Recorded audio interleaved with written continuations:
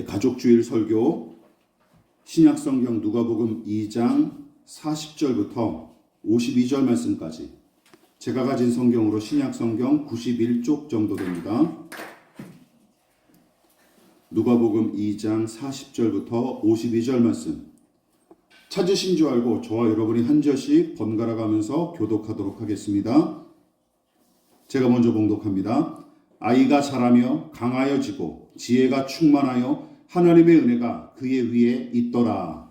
그의 부모가 해마다 유월절이 되면 예루살렘으로 가다니 예수께서 12살 되었을 때에 그들이 이 절기의 관례를 따라 올라갔다가 그 날들을 마치고 돌아갈 때에 아이 예수는 예루살렘에 머무셨더라.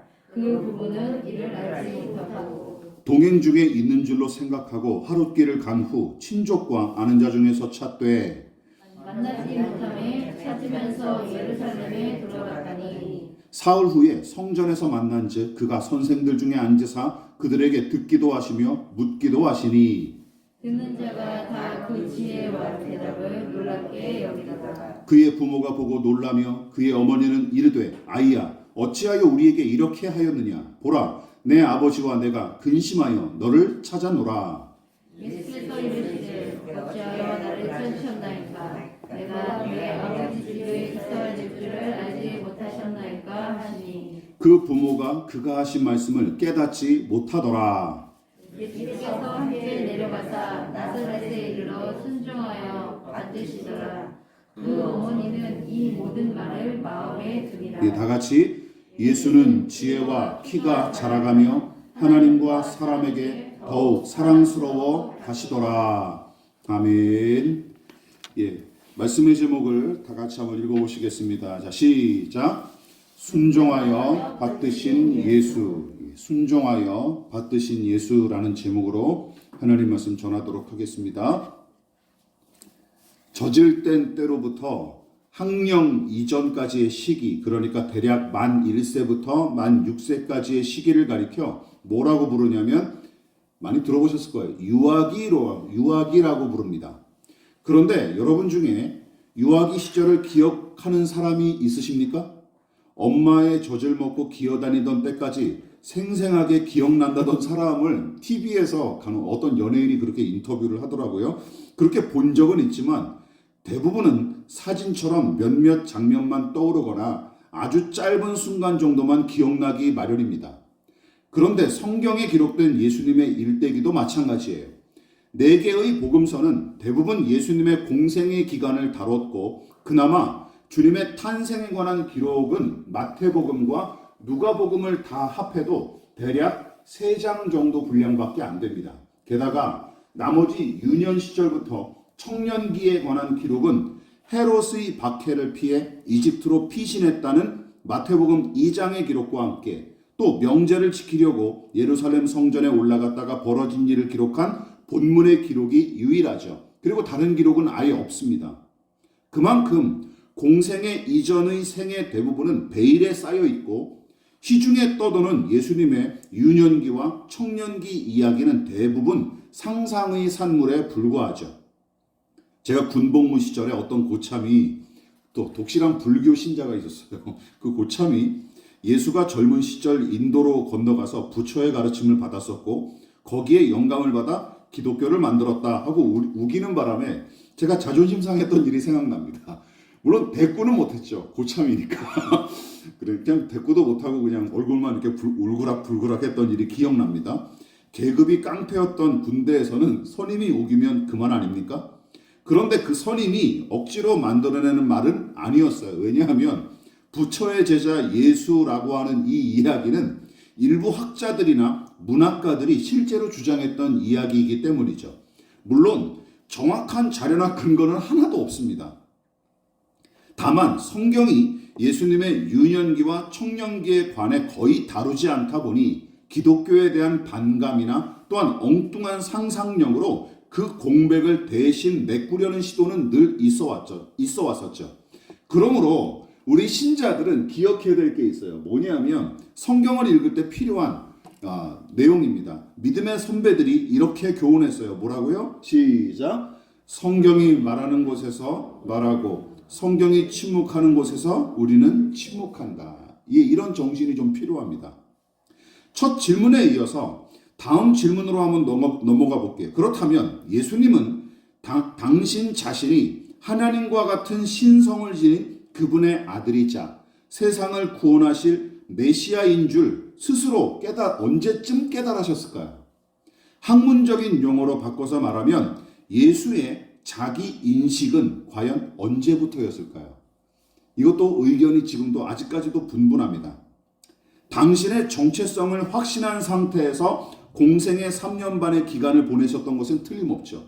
그러나 당신의 정체성을 언제부터 알게 됐는지는 정확하게 알 길이 없습니다. 왜냐하면 그것도 성경이 침묵하기 때문이죠.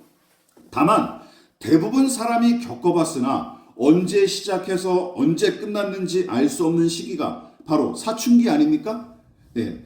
게다가 사춘기의 시작이 언제인지 정확한 시간을 알 수는 없지만 우리는 이거는 알 수 있죠. 사춘기에 접어든 시기가 언제이고 누가 그 시기를 지나갔는지는 대충 알아챌 수 있습니다. 언제 시작되고 언제 끝났는지 정확한 날짜와 시간을 계산할 수는 없지만 얘가 대충은 지금 사춘기를 지나고 있구나. 내가 어느 때 이 시점 중에 사춘기였지 하고 우리가 가늠하고 있지 않습니까? 여러분 마찬가지예요. 예수께서도 언제부터 당신의 정체를 확실히 알았는지 정확히 가늠할 수는 없지만 당신의 정체를 인식하게 된 시기에 관해서는 성경을 통한 추론이 가능합니다. 예수님이 언제부터 바로 이런 당신의 정체성을 확신했을까라는 것에 대해서는 말이죠. 자, 물론 이런 부분에서 우리가 한 가지 짚고 넘어가야 될 것. 신화 속 이야기나 타 종교의 신들처럼 태어나자마자 알았다고 볼 수는 없죠. 예수님이 태어나자마자 나는 메시아다라고 생각하셨을까요? 그럴 일은 없죠. 왜냐하면 온전한 인간으로 이 땅에 오셨다는 성경의 가르침대로라면 평범한 인간의 성장 과정까지 고스란히 겪어야 하는 것이 옳기 때문이죠. 그러므로 유년기와 청년기, 청소년기, 청년기를 거치는 이 자연스러운 성장의 과정과 함께 몇몇 사건들을 통해 당신의 정체성을 확신했을 거로 봅니다. 자, 그리고 그 단서를 제공하는 내용이 바로 본문에 담겨 있어요. 여러분, 본문은 예수님의 가족이 유월절 명절을 맞이해서 예루살렘에 올라갔다가 벌어진 일을 기록했죠. 유월절을 다 지내고 이제는 나머지 가족이 다시 고향으로 돌아가는 길이었으나 소년 예수는 가족과 떨어진 채 예루살렘에 여전히 남아 있었던 것이죠. 아마 귀향길이 혼잡해서였는지 부모를 비롯한 나머지 가족은 하루가 다 지나고 난 뒤에 맏아들이 사라진 줄 알았고 오던 길을 다시 거슬러 올라 사흘 만에 다시 예루살렘 성전에서 아들을 만나죠. 마치 영화 나홀로 집에 나오는 가족의 처지와 비슷합니다. 그러나 영화의 주인공은 저도 모르게 혼자 남겨진 상황이었지만 소년 예수는 일부러 가족과 떨어져 예루살렘 성전에 머물러 있었던 것이죠. 설마 육신의 부모인 요셉과 마리아를 골탕 먹일 속셈으로 그런 일을 저질렀을까요? 그럴 일은 없겠죠.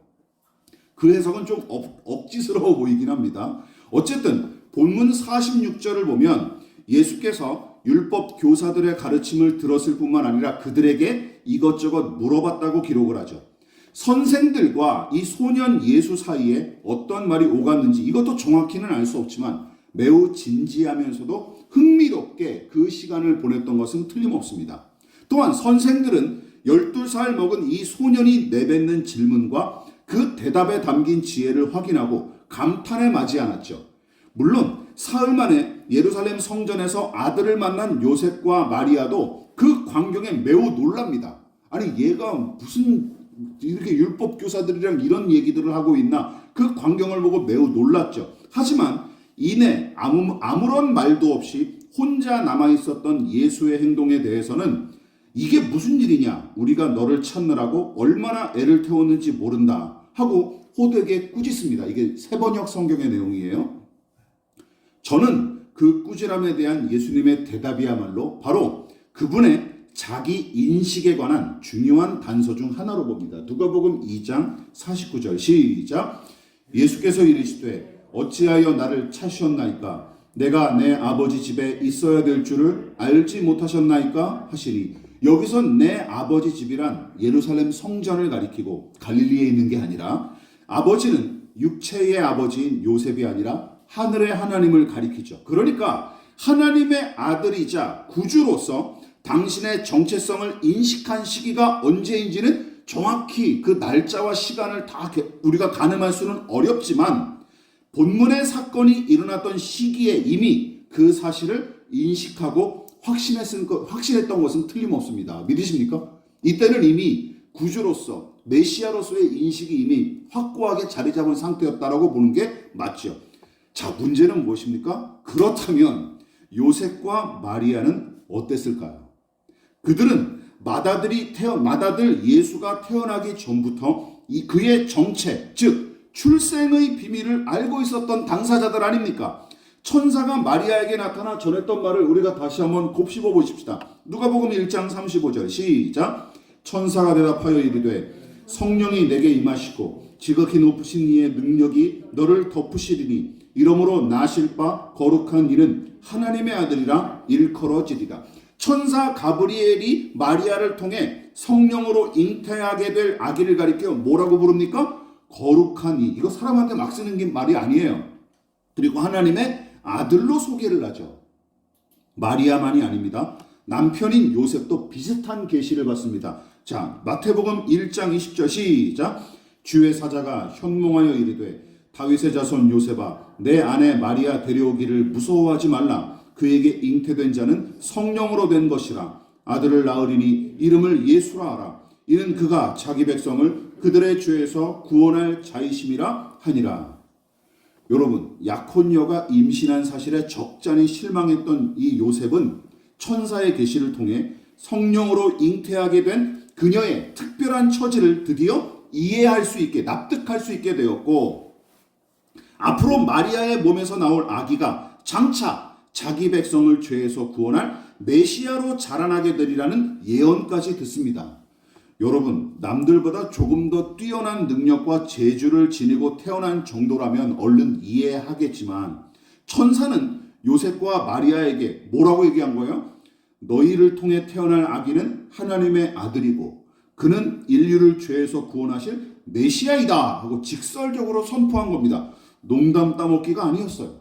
그리고 젊은 부부가 술에 취해서 지어낸 말도 아니었습니다. 무엇보다 두 사람 모두 이 기적 앞에 자 보십시오. 두려워 떨었던 사실을 주목하십시오. 이게 뭘 뜻하는 것이죠? 아주 또렷하고 매우 진지하게 이 사건을 경험했다라는 뜻입니다. 또렷하고 아주 진지하게. 또한 요셉과 마리아는 이 맏아들의 특별한 출생과 그때 들었던 계시의 말씀을 평생 잊지 못하고 살아갔을 거 아니에요. 그렇게 이게 한순간 그냥 추억으로만 남겨질 일입니까? 아니면 그냥 흘려버릴, 지나갈 이야기처럼 이렇게 흘려갈 이야기였을까요? 그게 절대로 아니죠. 죽을 때까지 평생 가슴에 박혀서 살았을 거예요. 그러면 여기서부터 골치 아픈 문제가 생깁니다. 왜냐고요? 자, 이 질문에 대답해 보십시오. 만일 여러분이 요셉과 마리아의 처지라고 가정해 보시기 바랍니다. 여러분이 예수의 부모라고 가정해 보시라는 것이죠. 그러면 예수를 어떻게 길렀을까요? 어떻게 길렀을까요? 또한 어떤 태도로 예수를 대할 것입니까? 누구고 이 아들이 누구이고 어떤 사람인지 전혀 몰랐다면 아무 상관이 없어요. 그렇지 않습니까? 그냥 평범하게 키웠겠죠. 여느 부모들과 다를 바 없이 키웠겠죠. 하지만 그가 하나님의 아들이자 모든 인간을 죄에서 구원하실 구세주로 알고 있었던 요셉과 마리아의 처지라면 저와 여러분은 그 아들을 어떻게 바라보고 또한 그 관계를 어떻게 이어갈 텐입니까? 어떻게 이어갈게요? 30살 이후부터 시작된 공생의 기간과 청년기는 물론이고 청소년기와 유아기 때도 하나님의 아들로 떠받들었을까요? 예수를? 반대로 하나님의 아들이자 메시아로서 자신의 정체를 확신했던 소년 예수는 이때부터 자신의 정체성을 확신할 때부터 부모에게 이렇게 얘기했을까요? 야, 마리아를 어떻게 대했을지, 예수가 마리아를 어떻게 대했을지 상상해 보시기 바랍니다. 만일 여러분이 예수님이라면 어땠을까요? 혹시 이런 대사를 내뱉으며 유세를 떨지 않았을지 모르겠습니다. 자, 아무리 부모님이라도 저는 하나님의 아들이자 온 세상의 왕입니다. 이제부터 저는 두 분을 어머니 아버지로도 대접하지 않겠습니다. 그리고 두 분도 이 시간 이후부터 저를 아들로 부르지 마시고 주님으로 부르십시오. 이렇게 얘기하는 거예요. 이게 신분상으로는 마땅한 거잖아요. 예? 영적인 권위로는 이렇게 주장해도 아무런 할 말이 없는 거예요. 아버지께서 목수일로 번 돈은 꼬박꼬박 저에게 11조 헌금을 바치시고 어머니는 주의 종답게 항상 제 발을 찢도록 하십시오. 또한 매일 무릎 꿇고 두 분은 저를 향해 경배하셔야 합니다. 안 그러면 지옥 갑니다. 여러분 어떻게 생각하십니까? 예수님의 위치와 영적인 신분 정도면 충분히 내뱉을 수 있는 말처럼 들리죠. 그러나 지금 저도 그렇고 여러분들도 그렇고 이 말이 왠지 꺼름칙스럽지 않습니까? 여기서 본문의 가치가 발휘가 됩니다. 여러분 어느 시점부터 자신의 정체성을 확신했던 소년 예수와 또한 진즉부터 특별한 출생의 비밀을 알고 있었던 이 요셉과 마리아 두 부모가 서로 어떤 관계를 맺었는지 잘 보여주는 내용이 바로 본문에 나타나기 때문이죠. 다시 예수님과 이 두 사람의 대화를 살펴보십시다. 천천히 다시 한번 읽어볼까요? 자, 시작. 그의 부모가 보고 놀라며 그의 어머니는 이르되 아이야 어찌하여 우리에게 이렇게 하였느냐 보라 내 아버지와 내가 근심하여 너를 찾아노라. 예수께서 이르시되 어찌하여 나를 찾으셨나이까 내가 내 아버지 집에 있어야 될 줄을 알지 못하셨나이까 하시니. 여러분 48절에 기록된 마리아의 말이 아이에게 눈치나 보며 굽실대는 것처럼 들리십니까? 전혀 아니죠. 전혀 아닙니다. 오히려 정반대입니다. 어미 꾸짖는 말로 봐야 마땅합니다. 사흘 만에 만난 마다들이 성전에서 선생들과 더불어 대화하는 모습을 보고 놀라기는 했지만 요셉과 마리아는 이내 놀란 가슴을 진정시키고 가족에게 근심을 끼친 데 대해 호되게 꾸짖습니다. 쉬운 말로 번역한 성경은 마리아의 꾸중을 다음과 같이 기록했어요. 제가 그 번역 성경은 그대로 읽어드릴게요. 얘야 이게 무슨 짓이냐. 내 아버지와 내가 너를 찾느라고 얼마나 고생했는지 모른다. 잘못한 자식을 호되게 꾸짖는 여느 부모들처럼 가족에게 근심을 끼친 이 마다들의 행동을 분명하게 지적합니다. 여러분 보십시오.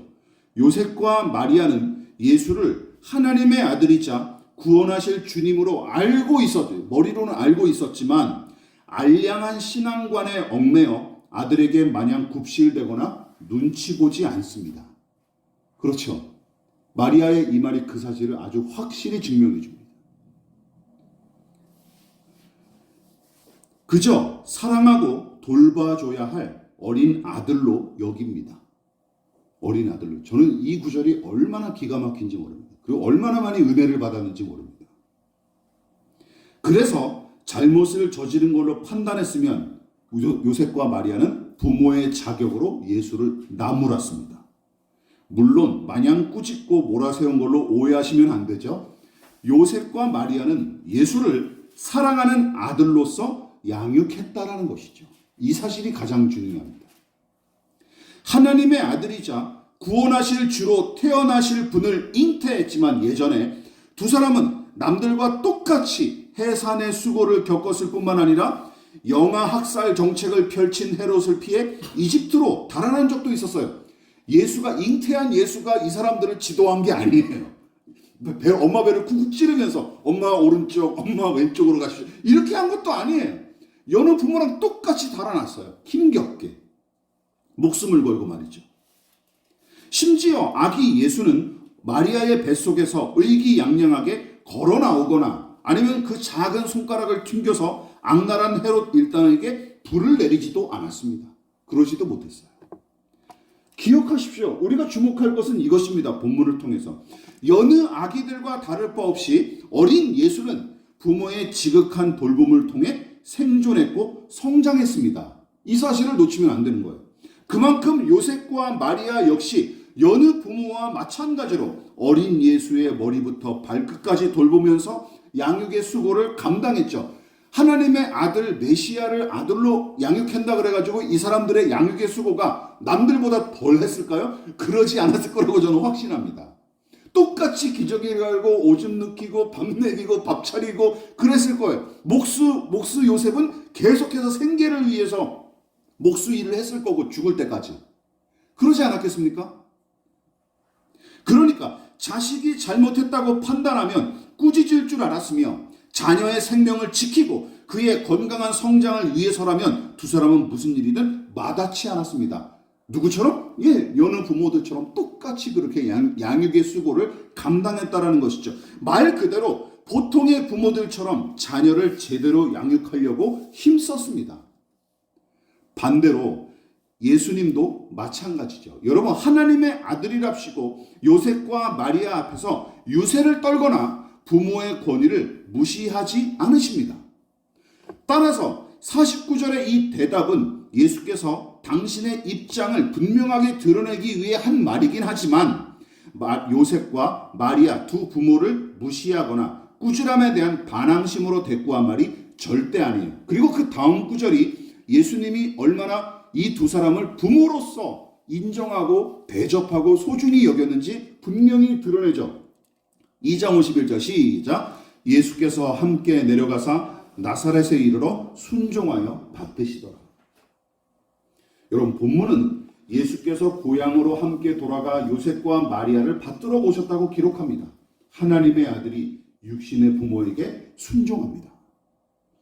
죄인의 구주께서 평범한 인간에 불과한 요셉과 마리아를 부모로서 극진히 섬기셨고 공생의 이전까지는 지극히 평범한 목수의 아들로 지내신 것이죠. 혹시 예수께서 죄인의 구원을 위해 본격적으로 일하셨던 공생의 기간만 중요하게 여겨지고 공생의 이전의 생애는 별거 아닌 것처럼 하찮게 여기는 사람들이 있습니까? 여러분, 성경의 기록을 토대로 공생의 이전의 삶을 묵상하다 보면 종종 이런 질문에 맞닥뜨리기 일쑤에 이런 거죠. 여러분, 한번 저는 옛날에 그렇게 생각했었거든요. 성부 하나님과 성자 예수님은 요셉과 마리아의 아들로 지내신 30년의 세월을 아까워하셨을까요? 낭비라고 생각하셨을까요? 그럴 리가 없다고 생각합니다. 확신합니다. 하나님을 아버지로 확신했던 12살 되던 해, 좀 더 빠른 시기에 공생애를 시작하셨다면 훨씬 효율적이지 않았을까요? 합리적이지 않았을까요? 그러나 본문의 기록은 이 모든 질문을 무색하게 만듭니다. 쓸모없는 질문으로 만들어버리죠. 이런 거죠. 성경이 가르치는 것은 이것입니다. 하나님은 예수께서 요셉과 마리아의 아들로 순종한 세월을 공생의 사명과 하나님의 아들이란 타이틀만큼이나 중요하게 여기셨던 게 틀림없습니다. 그래서 고상하게 율법 선생들의 가르침이나 받으라며 예루살렘에 머물도록 내버려 두지 않으시죠. 육신의 부모에게 순종하고 그들의 아들로 지내기를 기뻐하셨기에 고향 땅 나사렛으로 내려가도록 인도하십니다. 그리고 그 세월을 30년 동안 보내신 것이죠. 다시 정리하자면 요셉과 마리아는 예수를 사랑하는 아들로 여겨 양육했고 예수님은 두 사람을 부모로 모시며 순종했습니다. 즉 공생의 이전의 세 사람에게는 부모와 자녀의 관계가 우선이었던 것이죠. 그것이 모든 관계의 근본이자 공생의 사명만큼이나 중요했기 때문입니다. 여러분, 기억하십시오. 사람의 몸을 입고 오신 예수님은 사람의 아들로서 충실히 살아나셨습니다. 믿으십니까? 사람의 아들로서 충분히 살아나심으로 하나님의 아들로서 증명이 되셨습니다. 말씀을 마무리하도록 하겠습니다. 하늘 아버지의 유일한 아들, 하나님과 동등한 권세를 지니신 분, 세상을 구원하실 그리스도 메시아라는 영적 지위와 신분, 그리고 죄인의 저주와 심판을 대신 짊어지신 그리스도의 사명이 중요하지만 예수께서 공생의 기간에 10배나 되는 세월을 요셉과 마리아의 아들로 충실히 지내셨다는 사실도 우리는 놓쳐서는 안 됩니다. 여러분, 기억하십시오. 자신의 직업이나 종교적 사명은 참으로 소중한 하나님의 선물이자 사명입니다. 그러나 그것이 전부라고 생각한다면 큰 오산이죠. 본문이 바로 그거를 얘기해 주는 거예요. 종종 자신의 야망과 야심을 성취하기 위해 가족의 희생을 당연하게 여기는 사람들이 참 많더라고요. 가정이 위태로워지고 가족 관계가 소원해질지라도 자신의 직업과 성공적인 사업을 우선하는 사람들이 적지 않습니다. 그럼 신앙은 괜찮은가요? 신앙의 영역도 예외가 아니죠. 아니, 오히려 교회야말로 그런 일들이 세상 어느 것보다 비일비재하게 발생하는 곳일 뿐만 아니라 그런 행태에 이의를 제기하기는커녕 오히려 박수를 치고 선동을 하는 곳이죠. 교회가. 특히 어줍지 않은 사명과 사역의 명분만 비상식적으로 앞세우는 괴상한 단체로 전락해버렸습니다. 특히 거룩한 사명과 사역자의 명분을 앞세워 종교의 영역 밖에 존재하는 것들은 저급하고 불량한 것으로 여기거나 아예 외면하는 바람에 일상의 시간과 공간 등은 속된 것으로 폄하하기 일쑤죠.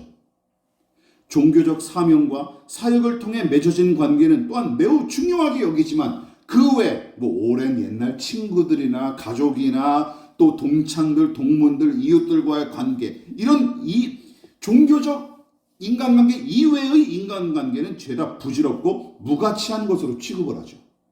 그러니까 세상 사람들한테 막대하는 거죠. 예.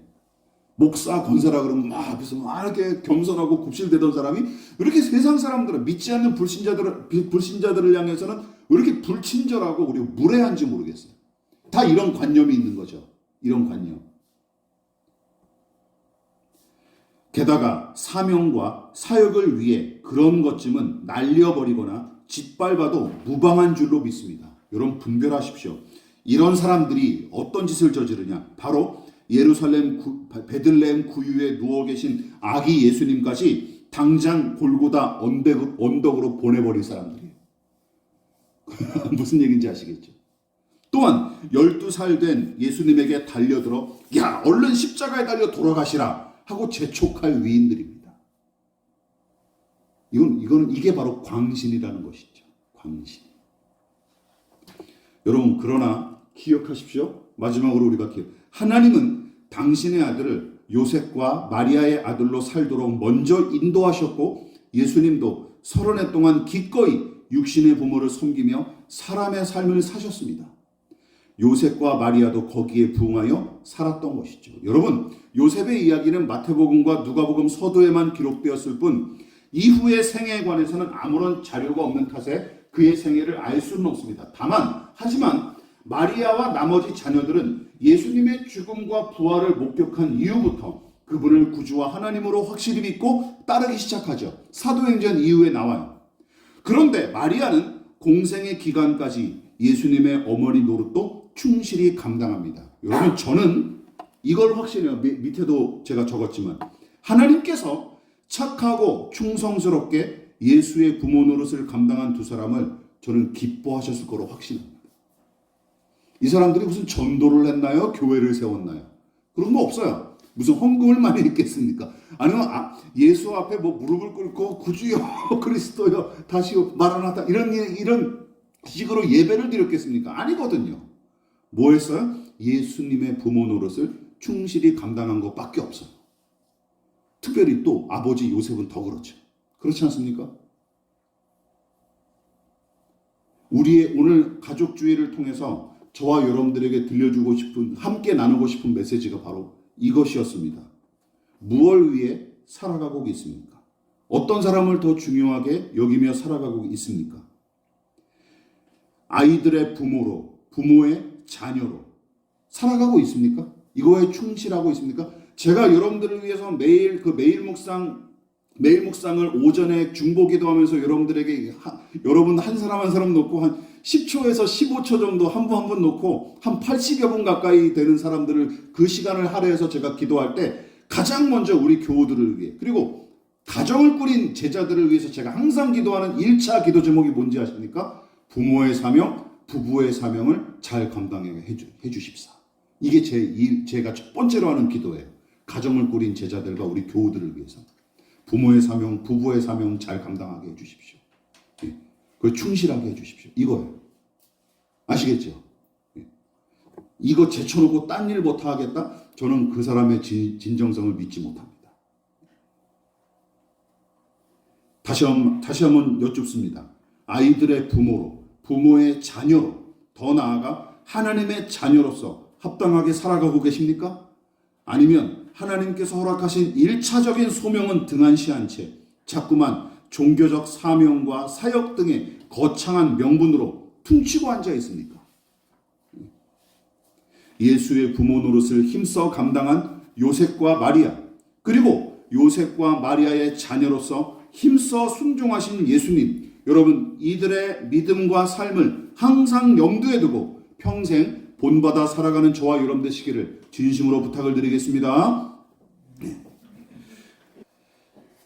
지금은 우리를 위하여 십자가에 몸버려 피 흘려 돌아가신 예수 그리스도의 한량없으신 은혜와 하나님 아버지의 지극하신 사랑하심과 성령 하나님의 영원한 사귐이 오늘 이 시간 하나님의 아들이자 구주 메시아로서 오셨음에도 불구하고 육체의 부모인 요셉과 마리아를 성실히 그리고 지극한 순종으로 섬기셨던 예수님처럼 살아가기 위해 겸손히 머리 숙인 사랑하는 성도들의 머리머리 위에 저들의 가정과 직장과 사업장과 학업과 장래 가운데 이 나라의 민족과 한국교회와 저 북녘의 동포들과 세계와 열방 가운데 지금부터 영원히 함께 하시기를 간절히 축원하옵나이다. 아멘.